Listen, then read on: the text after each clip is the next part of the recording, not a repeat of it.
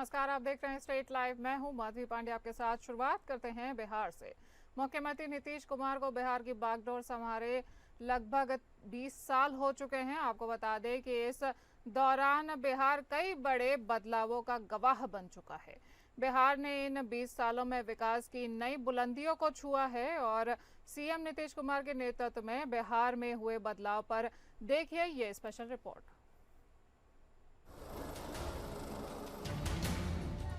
और जब हम लोगों ने अपने राज्य में लड़कियों के लिए साइकिल योजना शुरू की, बिहार में एम्स बन गया और काफी लोग देखने जाते हैं। हाथ उठाइए, अब पूरा उनका नमन करिए। हाथ उठाओ साहब। 20 साल पहले बिहार एक ऐसी धरती थी जहां अंधेरा, डर और अनिश्चितता का राज था। दुकानों के शटर शाम ढलते गिर जाया करते थे। हत्या, लूट, अपहरण और गुंडा राज ने आम लोगों का जीना मुहाल कर दिया था। बिहार उस दौर में पलायन का दूसरा नाम था। मजदूर और बिहारी एक दूसरे के पर्याय थे। सड़कें टूटी हुई, बिजली गायब। मुर्दा हो चुके बिहार के लिए फिर आया एक ऐसा सवेरा जिसने इस मिट्टी को फिर से जिंदा किया। नीतीश कुमार। 2005 में नीतीश कुमार ने बिहार की कमान संभाली और शुरू हुआ सुशासन का दौर। पहले चरण में अपराध पर लगाम लगाई गई, पुलिस को मजबूत किया गया, गुंडों को सलाखों के पीछे भेजा। अपहरण, जो बिहार का कुटीर उद्योग बन गया था, उस पर ताला लग गया। जंगल राज चल रहा है, जनता राज चल रहा है, समझ गए ना। नीतीश ने लड़कियों को स्कूल तक पहुंचाने के लिए साइकिल दी, स्कूल ड्रेस दी। लड़कियों के लिए जो हम लोगों ने साइकिल योजना की शुरुआत करा दी, कितनी लड़कियां साइकिल चलाती थी। और जब हम लोगों ने अपने राज्य में लड़कियों के लिए साइकिल योजना शुरू की, ये देश में ही कहीं नहीं, ये दुनिया में कहीं नहीं। ये मुख्यमंत्री नीतीश कुमार के द्वारा हमें जो साइकिल मिली है, सबसे पहले इसमें तो हमें समय का बहुत बचत होता है और अगर हम कहीं दूर से आते हैं तो जल्दी आ जाते हैं। इस साइकिल योजना के तहत मुझे बहुत नई पंख मिली है जिससे मैं उड़ सकती हूँ, अपने सपनों को पूरा कर सकती हूँ। माननीय मुख्यमंत्री नीतीश कुमार जी के द्वारा जो हम लोगों को साइकिल व पोशाक दिया गया है, उसमें इस साइकिल से हम लोगों को बहुत लाभ है। तब से पेरेंट्स लोग को भी थोड़ा सहूलियत है कि हाँ, बच्ची अच्छे से स्कूल पहुँच जाएगी, जल्दी पहुँच जाएगी समय पे। और इस साइकिल से हम लोग स्कूल जल्दी आ जाते हैं, घर भी जल्दी पहुंच जाते हैं, समय की बचत होती है। आने जाने में जितना समय हम लोग को लगता था उतना समय हम लोग अन्य कार्यों में लगा लेते हैं।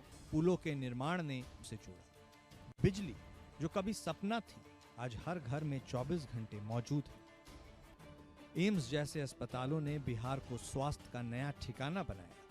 ये बदलाव सिर्फ आंकड़े नहीं, बिहार की जनता की जिंदगी का सच है। बिहार में एम्स बन गया और काफी लोग देखने जाते हैं। हाथ उठाइए, अब पूरा उनका नमन करिए। हाथ उठाओ साहब। नीतीश कुमार ने बिहार को जंगल राज से निकालकर सुशासन की मिसाल बनाई। अपराध कम हुआ, शिक्षा का स्तर बढ़ा और लोगों में उम्मीद जगी। उनकी दूरदर्शिता ने बिहार को वो पहचान दी जिसका सपना हर बिहारी देखता था। ये बदलाव एक दिन में नहीं आया, इसके पीछे 20 साल की मेहनत और लगन है। आज बिहार नीतीश कुमार के नेतृत्व में नई ऊंचाइयों को छू रहा है। ये कहानी है एक नेता की जिसने बिहार को अंधेरी सुरंग से उजाले की ओर निकाला है। नीतीश कुमार सुशासन और बिहार निर्माण के सच्चे आर्किटेक्ट हैं। बिहार बदल रहा है और ये बदलाव उनकी देन है। बिहार का गौरव, नीतीश का नेतृत्व। केंद्र सरकार द्वारा संसद में लाए गए वक्फ संशोधन बिल पर पूरे देश में मुस्लिम संगठन विरोध कर रहे हैं। मुस्लिम संगठनों के साथ साथ विपक्षी भी इस बिल को काला कानून करार दे रहे हैं। राजनीति पटना में गरमा रही है और राजधानी पटना के गर्दनी बाग में आज मुस्लिम संगठनों ने इस बिल के विरोध में प्रदर्शन किया है। कोलकाता जाने से पहले लालू और तेजस्वी भी मुसलमानों के इस धरना प्रदर्शन में शामिल हुए हैं और केंद्र सरकार के खिलाफ उन्होंने जोरदार हमला बोला है। आपको बता दें कि लालू प्रसाद और तेजस्वी यादव ने केंद्र की एनडीए सरकार को मुसलमानों का विरोधी करार दे डाला। वहीं लालू और तेजस्वी ने मुसलमानों की मांग को जायज बताते हुए उनका समर्थन किया है और केंद्र सरकार से जल्द बिल को वापस लेने की मांग की है। तेजस्वी यादव ने कहा कि किसी भी कीमत पर नागपुरिया कानून लागू नहीं होने देंगे। कुछ लोग साजिश कर रहे हैं, देश को तोड़ने का काम किया जा रहा है। तेजस्वी यादव ने कहा कि चाहे सत्ता रहे या ना रहे, हमने विधानसभा और विधान परिषद में इस गैर संवैधानिक और अलोकतांत्रिक बिल का विरोध किया है। संवैधानिक जो बिल है, जो लोकतंत्र के खिलाफ है, जो भाईचारे के खिलाफ है, इससे हम लोग निपटने का काम करेंगे। और मुझे खुशी है और मुझे गर्व है कि लालू जी का खून मेरे अंदर है। आज किडनी का ऑपरेशन हुआ, हार्ट का ऑपरेशन हुआ, आज लालू जी बीमार अवस्था में हैं, लेकिन आज तक लालू जी ने चाहे कितने ईडी, सीबीआई, इनकम टैक्स लगाया हो, लालू जी आज तक सांप्रदायिक शक्तियों के आगे घुटना नहीं टेके। और मुझे खुशी है कि आज बीमार अवस्था में भी आप लोगों के संघर्षों में वो शामिल होने आज यहाँ गृह विभाग पहुंचे हैं। आप सब लोगों को बहुत बहुत धन्यवाद। बिहार के उप मुख्यमंत्री सह कृषि मंत्री विजय कुमार सिन्हा द्वारा अपने कार्यालय कक्ष विकास भवन में अप्रामाणिक लहसुन, हल्दी, चावल और अन्य खाद्य सामग्री की तस्करी और बिक्री से मानव स्वास्थ्य पर पड़ने वाले दुष्प्रभाव पर कृषि, स्वास्थ्य, गृह, खाद्य एवं उपभोक्ता संरक्षण विभाग, कृषि विश्वविद्यालय और भारतीय कृषि अनुसंधान परिषद के पूर्वी क्षेत्र के वैज्ञानिकों के साथ में विमर्श किया है। और उप मुख्यमंत्री से कृषि मंत्री ने कहा कि हमारे किसान खाद्यान्न, फसलें, सब्जी, फल और औषधीय पौधे उत्पादित करते हैं, उनकी गुणवत्ता प्रभावित ना हो और बाहर से आयातित किसी भी प्रकार के अप्रामाणिक लहसुन, हल्दी, चावल और अन्य खाद्य सामग्री हमारे परिवार तक न पहुंचे। इसके लिए संदिग्ध उत्पादों की सैंपलिंग और परीक्षण की व्यवस्था सुदृढ़ करना है और नकली खाद्य पदार्थों की पहचान के लिए किए गए निरंतर टेस्टिंग अभियान चलाना है।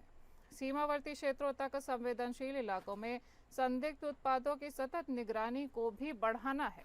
उप मुख्यमंत्री ने कहा कि मुख्यालय स्तर से लेकर पंचायत स्तर तक खाद्य श्रृंखला में संदिग्ध उत्पादों को रोकथाम के लिए गठित टास्क फोर्स को एक्टिव किया जाएगा और नकली खाद्य पदार्थों की बिक्री पर रोक लगाने के लिए बाजारों में निरीक्षण की संख्या भी बढ़ाई जाएगी। किसानों को देसी उत्पादों की खेती और बिक्री में प्रोत्साहित किया जाएगा। आम जनता और किसानों की स्वास्थ्य और आर्थिक सुरक्षा सरकार की प्राथमिकता है और विभाग के लोग इसके नाम पर किसी भी इससे जुड़े कार्य में लगे व्यापारी को, कृषक को परेशान करेंगे तो खुलेआम उनकी सूचना मुझे मिलेगी और उनके साथ पूरी सख्ती से कार्रवाई भी हो। आज एकादशी का दिन ये पहल शुरू हुआ है। बिहार के कृषि पर आधारित लघु कुटीर उद्योग का अवसर भी है। प्रधानमंत्री जी का फोकस भी है। 80% कृषि पर आधारित प्रत्यक्ष अप्रत्यक्ष लोगों को रोजगार का भी अवसर है। मैं आग्रह करेंगे, आए सब मिलकर एक नए उत्साह, एक नए वातावरण से हम कदम बढ़ाएं, बिहार को आगे बढ़ाएं। नारी किसी भी क्षेत्र में पुरुषों से पीछे नहीं है, वो हर क्षेत्र में अव्वल है। महिलाओं को सशक्त एवं स्वावलंबी बनाने के लिए मुख्यमंत्री नीतीश कुमार ने कई योजनाएं शुरू की हैं, जिसको लेकर जदयू ने नारी शक्ति रथ सह महिला संवाद कार्यक्रम का आयोजन किया है। इस बाबत आज कर्पूरी सभागार जिला जदयू कार्यालय भागलपुर में बिहार प्रदेश अध्यक्ष महिला प्रकोष्ठ डॉक्टर भारती मेहता के नेतृत्व में नारी शक्ति रथ महिला संवाद यात्रा कार्यक्रम का आयोजन किया गया। इस कार्यक्रम का मुख्य उद्देश्य है कि मुख्यमंत्री नीतीश कुमार के द्वारा महिलाओं के लिए विशेष रूप से योजनाओं को जन जन तक पहुंचाया जाए। साथ ही जो महिलाएं मुख्यमंत्री के तहत महिलाओं के लिए योजनाएं पारित की गई हैं उससे अवगत कराना। वहीं जदयू की प्रदेश महिला अध्यक्ष भारती मेहता ने कहा कि आज के इस कार्यक्रम में नीतीश कुमार के 19 सालों के कार्यकाल के बारे में कार्यकर्ताओं के बीच वार्ता की गई है। उन्होंने कहा कि 2025 से 30 फिर से नीतीश के विजय पर हम लोग काम कर रहे हैं। निश्चित रूप से फिर से नीतीश कुमार ही अपने मुख्यमंत्री बनेंगे। आयोजन का उद्देश्य है कि पिछले 19.5 सालों में जो आदरणीय नीतीश कुमार जी का सेवा काल रहा है और उसमें जो बेटियों का सशक्तिकरण हुआ है, जो बेटियों का एम्पावरमेंट हुआ है, उस पर ये आज का हमारा पूरे दिन का ये सत्र और विमर्श है। और इसके साथ जो यहाँ सैकड़ों की तादाद में महिलाएं आई हुई हैं, वो यहाँ से एक संकल्प लेकर जाएंगी कि 2025 से 30 फिर से नीतीश, क्योंकि जो आदरणीय नीतीश कुमार जी ने इस पितृसत्तात्मक समाज में हम बेटियों का स्थान जिस तरह सुनिश्चित कराया है, इसके लिए ये आभार प्रकट करने का दिन है। सरकार महोदय राजद क्या बोलेगी उसको तो जवाब जनता, हमारी जो बिहार की सम्मानित जनता देती है। लोकसभा चुनाव में 40 सीट जीत रहे थे भाई तेजस्वी जी, 4 पर सिमट आए। उपचुनाव में जो अभी हुआ है 4 सीट पर लड़े थे, शून्य रहा आंकड़ा। और हमारा रिजल्ट एनडीए का माननीय मुख्यमंत्री बिहार और माननीय प्रधानमंत्री भारत के श्री नरेंद्र मोदी जी के नेतृत्व में हमारा रिजल्ट 100% रहा। पटना में एशिया हॉस्पिटल की संचालिका सुरभि राज की हत्या से पूरे शहर में सनसनी फैल गई थी। अब एसएसपी अवकाश कुमार ने प्रेस कॉन्फ्रेंस कर इसमें बड़ा खुलासा किया है। उन्होंने बताया कि हत्या के पीछे मुख्य रूप से प्रेम प्रसंग की बात सामने आई है। प्रारंभिक जांच में सामने आया है कि मृतका के पति राकेश रोशन और अस्पताल की महिला कर्मचारी के बीच में प्रेम संबंध थे। पुलिस इस मामले में फाइनेंशियल कारणों को लेकर भी जांच कर रही है और एसआईटी की टीम ने गहन जांच के बाद इस मामले में 5 आरोपियों को गिरफ्तार कर लिया है। इन्वेस्टिगेशन जैसे आगे बढ़ेगी ये सब माइन्यूट डिटेल्स आप लोगों को बता देंगे। ये कहना मुश्किल है कि अभी जो मर्डर करने वाला है वो जब पकड़ा जाएगा, जब हम लोग देख लेंगे तभी वो कह पाएंगे हम लोग, बट साइलेंसर नहीं कह सकते। जो लोग बगल में हैं, घटना स्थल के ठीक बगल में है, उनको कम से कम मारपीट और इसकी आवाज़ आनी चाहिए थी। इसलिए हमने कहा कि जो बयान आए हैं इन लोगों के, जिनको हम लोगों ने फॉरवर्ड किया है, वो संतोषजनक नहीं है और सर्कमस्टेंशियल एविडेंसेस हमारे पास हैं कि ये लोग उस मर्डर में संलिप्त हैं और साक्ष्य को नष्ट किया गया है इन लोगों के द्वारा मिलकर जानबूझकर, इसलिए हम लोगों ने ये करवाया। भागलपुर में होमगार्ड की नौकरी दिलाने के लिए ठग चारों तरफ घूम रहे हैं और भोली भाली जनता को गुमराह कर पैसे ऐंठने का काम कर रहे हैं। वहीं आज समाहरणालय भागलपुर के मेन गेट पर एक युवक को कुछ लोगों ने दौड़ाकर पकड़ा जो पैसे लेकर नौकरी दिलाने का झांसा देता था।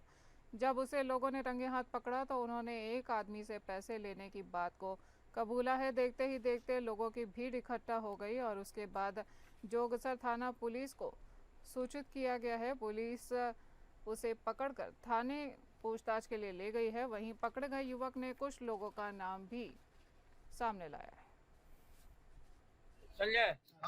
2011 के बहाली होमगार्ड बहाली में मेरे गांव में जो सब लोग लड़का लोग दौड़ने का प्रयास करता था होमगार्ड बहाली में, हम किसी भी तरह हो जाएं, तो उन्होंने अपना प्रयास किया।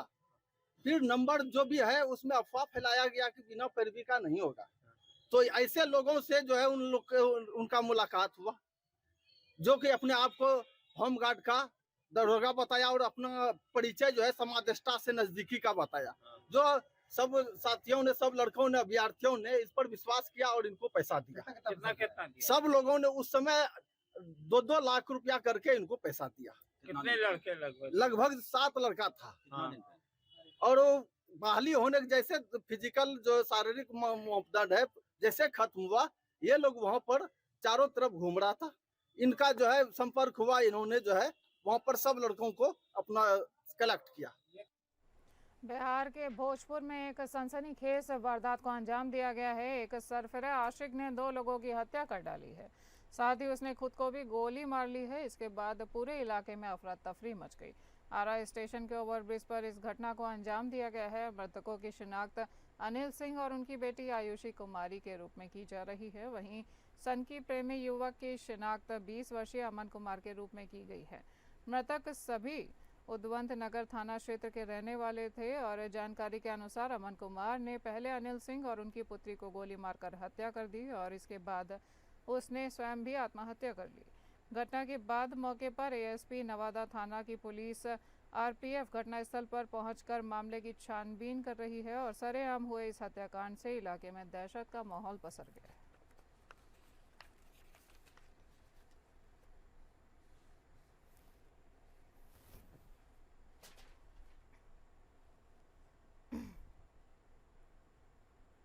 बात करेंगे बिहार के सुपौल की, जहां पर पिपरा थाना क्षेत्र अंतर्गत थाड़ी भवानीपुर वार्ड नंबर 4 में देर रात एक अज्ञात वाहन की ठोकर से 40 वर्षीय व्यक्ति की मौत हो गई। मृतक की पहचान तुलापट्टी पंचायत के बहुअरवा निवासी 40 वर्षीय प्रेम शंकर झा के रूप में की गई है। मिली जानकारी के अनुसार मृतक प्रेम शंकर झा देर शाम धरहरा मंदिर में पूजा करके अपने घर बहुअरवा लौट रहे थे और इसी क्रम में थाड़ी भवानीपुर वार्ड नंबर 4 पोखर के समीप अज्ञात वाहन ने उन्हें ठोकर मारकर मौके से फरार हो गए। ठोकर लगने के बाद प्रेम शंकर का घटनास्थल पर मौके पर ही मौत हो चुकी है और घटना की खबर सुनते ही परिवार वालों में कोहरा मच गया है। पुलिस घटनास्थल पर पहुंचकर शव को पोस्टमार्टम के लिए सुपौल भेज चुकी है और आगे की कार्यवाही में जुट गई है।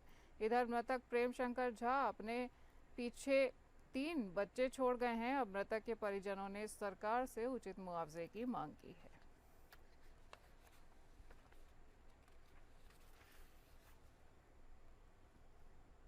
बात करेंगे झारखंड की।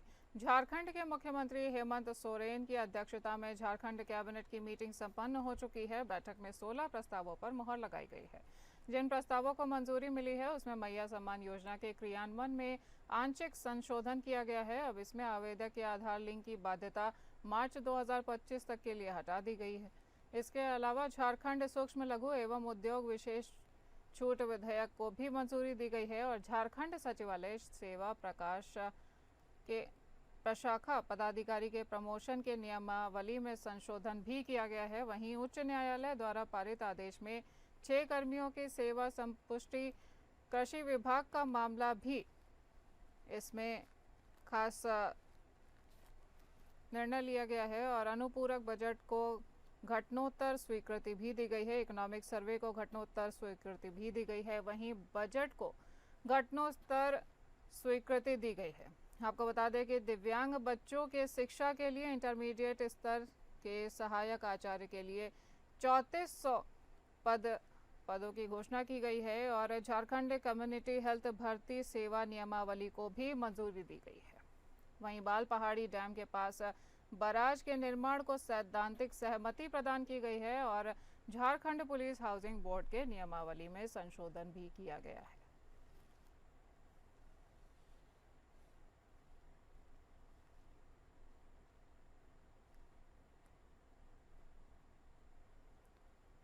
झारखंड के हजारीबाग जिले में रामनवमी के मंगला जुलूस के दौरान 2 समुदाय में हुई हिंसक झड़प पत्थरबाजी की घटना को लेकर भाजपा बीजेपी के विधायकों ने विधानसभा में जमकर हंगामा किया है। आपको बता दें कि बीजेपी के विधायकों ने यहां तक आरोप लगाया कि झारखंड को जम्मू कश्मीर बनाया जा रहा है। ये पत्थरबाजों की सरकार है। भाजपा विधायकों ने कहा कि लगातार हिंदुओं को टारगेट कर उनके प्रमुख त्योहार कभी शिवरात्रि, कभी होली या कभी रामनवमी के मंगला जुलूस के दौरान पत्थरबाजी की गई है और हिंसक झड़प भी हुई है। वहीं हेमंत सरकार में लॉ एंड ऑर्डर बिल्कुल समाप्त हो चुका है। हिंदुओं के त्योहारों झारखंड इस तरह का राज नहीं है। झारखंड में हमेशा आपसी प्रेम, भाईचारा, तालमेल से ये राज चला है और अगर ये दंगा फसाद हो रहा है इस राज्य में तो इसके पीछे कौन है इसकी जानकारी हमें भी है और आपको भी है। जांच होगा इन सभी चीजों में। लॉ एंड ऑर्डर भी अपने तरफ से कार्रवाई करेगा और जिन जिन लोगों की संलिप्तता है कोई इन सभी चीजों से बच नहीं पाएगा। बहुत कड़ाई कार्रवाई की जाएगा क्योंकि ये राज्य नागपुर नहीं और ना ही इसको नागपुर बनने दिया जाएगा।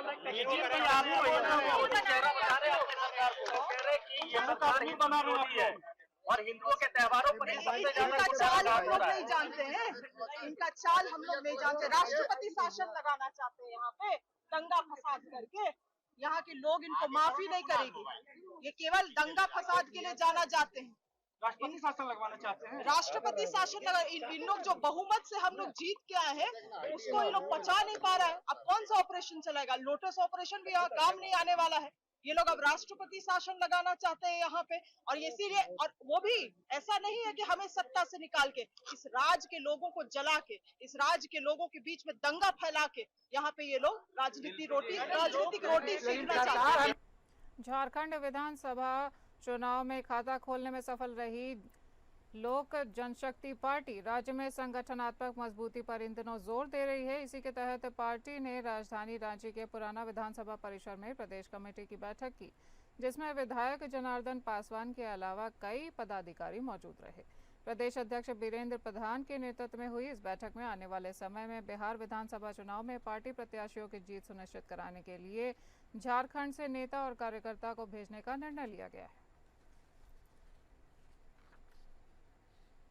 प्रदेश में हम लोग पार्टी को कैसे मजबूत करें, उस पर बैठक हो रही है। सदस्यता अभियान के बारे में भी हम लोग जवाबदेही जो है हम लोग सुनिश्चित कर रहे हैं प्रत्येक जिला में, और जिला में हम लोग प्रभारी भी नियुक्त कर रहे हैं ताकि जो हमारा जो टारगेट है वो अचीव हो जाए। इसके अलावा जो भी हमारी बुनियादी जो सुविधाएं हैं, असुविधाएं हैं जो राज्य में या जिला में, उसके प्रति कैसे हम लोग उसका धरना प्रदर्शन प्रत्येक जिला में उसको कार्यान्वित करेंगे, इस पर बात चल रही है। आज बहुत सारे हमारे साथी ज्वाइन भी किए, 40-50 लोग पार्टी में आज ज्वाइन किए हैं, सब कुछ महिलाएं बाकी जेंट्स सब ज्वाइन किए। तो स्वाभाविक है कि हमारे जो नेता राष्ट्रीय अध्यक्ष जो हमारे हैं चिराग पासवान, यूथ आइकॉन है, उनका यूथ जो भी है, आज का यंग जनरेशन जो भी है, सब उनका अटूट प्रेम है, उनके प्रति विश्वास है।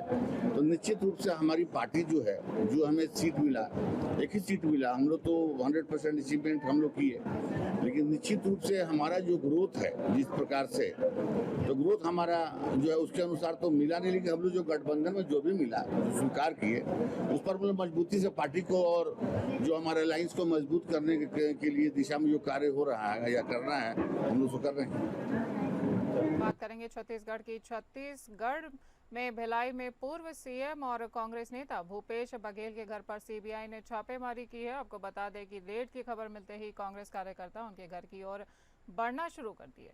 कार्यकर्ताओं ने नारा लगाते हुए भूपेश बघेल के घर के सामने जाने की कोशिश की, लेकिन सीआरपीएफ के जवानों ने उन्हें रोक दिया है।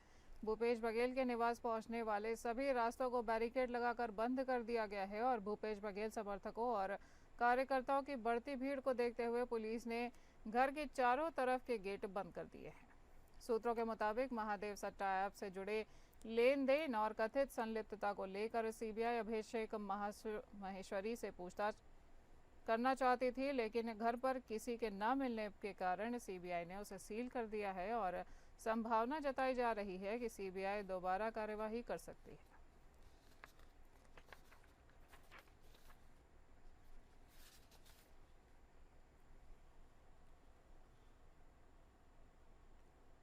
बलरामपुर शहर को पानी देने के लिए वर्ष 2009 में जलावर्धन योजना के तहत इंटेक बेल और फिल्टर प्लांट का निर्माण किया गया था ताकि बलरामपुर शहर को शुद्ध और साफ पानी मिल सके। लेकिन आज 15 वर्ष बीत जाने के बाद भी इस योजना का लाभ शहर वासियों को नहीं मिल पाया है। स्थानीय लोगों का कहना है कि प्रशासनिक उदासीनता के चलते आज तक इस योजना का लाभ लोगों को नहीं मिला है और वहीं गर्मी का मौसम आने वाला है और ऐसे में इस योजना का लाभ नहीं मिलने से लोगों के सामने एक भारी मुसीबत खड़ी हो जाएगी। पीएचपी विभाग के अधिकारी का कहना है कि कुछ मशीनों में खराबी आने के चलते सप्लाई नहीं हो सकी है और मशीन सुधार के कार्य भी कर लिया गया है। वहीं टेस्टिंग चल रही है, जल्द ही इसकी टेस्टिंग पूरी होने के बाद शहर में पानी का सप्लाई शुरू हो जाएगा।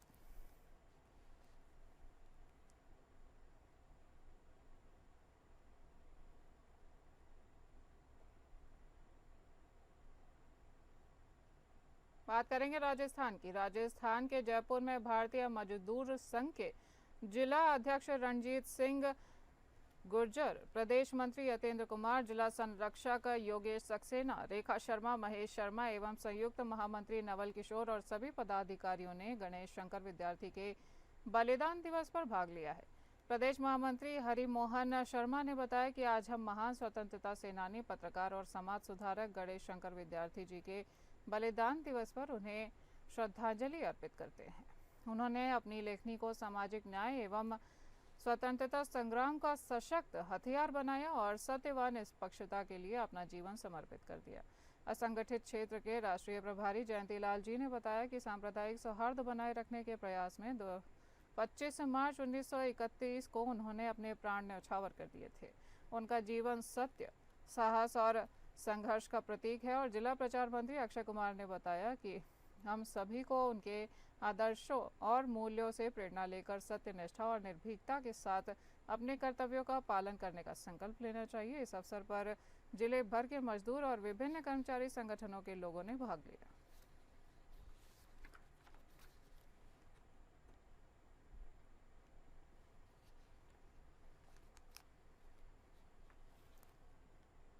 बात करेंगे महाराष्ट्र की। आपको बता दें कि नवी मुंबई का पनवेल महानगर पालिका आवारा कुत्तों के संरक्षण के लिए आर्टिफिशियल इंटेलिजेंस यानी एआई का उपयोग करने वाला है और पहला भारतीय शहर बन गया है नवी मुंबई इसमें। और एआई की मदद से यहां 19,307 कुत्तों का डिजिटल मानचित्रण किया गया है। पनवेल नगर निगम यानी पीएमसी ने अपने अधिकार क्षेत्र में आवारा कुत्तों का डिजिटल सर्वेक्षण पूरा कर लिया है और टीकाकरण और नसबंदी कार्यक्रमों में पारदर्शिता बढ़ाने के लिए अपनी तरह का पहला एआई संचालित डेटाबेस पेश किया है। यह नगर पालिका क्षेत्र में आवारा जानवरों का डिजिटल मानचित्रण करने के लिए भारत का पहला आर्टिफिशियल इंटेलिजेंस का उपयोग है। नवी मुंबई के पनवेल में महानगर पालिका में एआई के माध्यम से स्ट्रीट डॉग का जो है डाटाबेस किया जा रहा है। जानते हैं किस तरह से उनका डाटा कलेक्ट किया जा रहा है, अब तक कितने डाटा कलेक्ट किए गए हैं। सर, नवी मुंबई में ये पनवेल का पहला ऐसा एआई के माध्यम से डाटा किया जा रहा है, सर क्या डिटेल है, किस तरह से वर्किंग करता है? जैसे अर्बनाइजेशन बढ़ रहा है तो स्ट्रे डॉग्स की इशू अभी सामने आ रहे हैं, जिसमें अभी एनिमल लवर्स भी लोग होते हैं, उनकी साइड कुछ है और जिनको तकलीफ होती है कुछ साइड है। तो ये स्ट्रे डॉग्स का मैनेजमेंट करने के लिए एक्चुअली उनका डेटाबेस होना बहुत जरूरी है, ऐसा महानगर पालिका की सोच थी। तो उस बेस पे लेकिन सर्वे होना भी ऑथेंटिक होना चाहिए। तो जैसे अभी टेक्नोलॉजी आगे जा रही है तो उस बेस पे हमने एआई यूज करके एक मोबाइल ऐप के माध्यम से एक साइंटिफिक डेटा कलेक्शन किया है, जिसमें सिटी के 195 हमने पार्ट्स बनाए, अलग अलग स्मॉल पार्ट्स बना के उस पार्ट्स में 4 दिन सर्वे करके वहां का हेड काउंट किया, उसका फोटो लेके एक डेटाबेस बनाया और उस हिसाब से सर्वे पूरा किया है। और उसमें डुप्लीकेशन ना हो इसलिए एआई का यूज किया है, क्योंकि अभी इस बार सेंट्रल गवर्नमेंट का भी पशु गणना चालू है, उसमें ये टाइम स्ट्रे डॉग्स का भी उन्होंने समावेश किया है। लेकिन उसमें हेड काउंट है, तो हेड काउंट में हो सकता है कि डुप्लीकेशन हो, लेकिन ये जो सर्वे है एआई के माध्यम से किया है तो कोई भी डुप्लीकेशन नहीं हुआ है। और हमारा सर्वे कंप्लीट होके किस एरिया में कितने डॉग्स हैं ये हम डेटा भी हमारे पास उपलब्ध है। सर, इसमें रैपिड का इंजेक्शन दिया जाता है ताकि लोग उसमें सुरक्षा, जैसे किसी को काटते भी हैं तो उस पर कैसे क्या महोदय ने डिक्लेयर किया है कि रेबीज मुक्त भारत हमको करना है, तो रेबीज मुक्त पनवेल उसका एक पहला स्टेप समझ सकते हैं। और अभी ये जो काउंट आया है, अभी हमने रेबीज का वैक्सीनेशन ऑलरेडी शुरू किया है। सर, अभी इसके लिए और भी कैसे कैसे योजनाएं लग जाएंगी, मतलब किस तरह से किया जाएगा वर्किंग, और भी क्या प्रोसेस करने की जरूरत है? नहीं, अभी ये जो डेटाबेस मिला है, जैसे अभी समझे कोई डिटेक्ट हुआ है डॉग, तो वो बीमार है, वो उसकी डेथ हो गई है या उसका मल्टीप्लिकेशन हुआ है, उसको बच्चे हुए, रिप्रोडक्शन हुआ है, तो ये सब आगे उसका ट्रैक रखना इससे आसान हो जाएगा। पूरी तरह से एआई की मदद को लेकर जो स्ट्रीट डॉग है उन पर नजर रखी जाएगी। कैमरा रोशन के साथ एपी न्यूज पनवेल। इस बुलेटिन में इतना ही। नमस्कार।